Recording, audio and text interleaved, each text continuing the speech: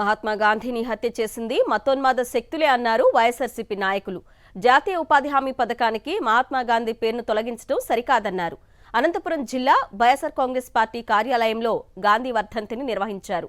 ఈ సందర్భంగా వైఎస్ఆర్సీపీ జిల్లా అధ్యక్షుడు అనంత వెంకట్రామిరెడ్డితో కలిసి గాంధీ చిత్రపటానికి పూలమాల వేశారు మాజీ మంత్రి శైలజానాథ్.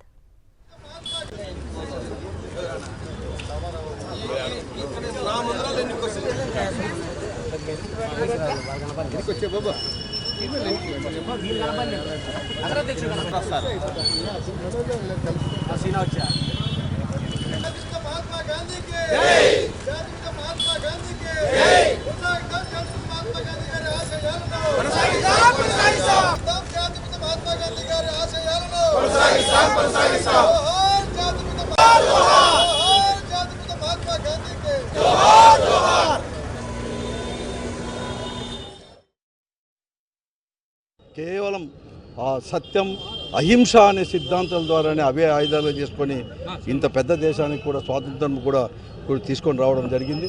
ఎక్కడ యుద్ధాలు లేదు. అంత పెద్ద పెద్ద ఆయుధాలు ఉన్న బ్రిటిష్ వారే ఈ భారతదేశంలో కూడా ఐకమత్యంతో కూడా గాంధీ గారి నాయకత్వంలో పోరాడిన కాబట్టి స్వాతంత్రం కూడా వచ్చింది. అంతేకాదు ఆయన ఏనాడు కూడా స్వాతంత్రం ఆయన నాయకత్వంలో వచ్చిందని చెప్పి పదవులు కూడా ఆశించలేదు, పదవులను కూడా కోరుకోలేదు, పదవులను కూడా ఎక్కడ కానీ తీసుకోలేదు. కొంతమంది పాలకులు మహాత్మా గాంధీ జాతీయ ఉపాధి హామీ పథకానికి 20 సంవత్సరాల పేరు అనేది కూడా తీసుకొని వస్తే ఈరోజు దాన్ని కూడా తీసేయడం కూడా అత్యంత దుర్మార్గమైనది.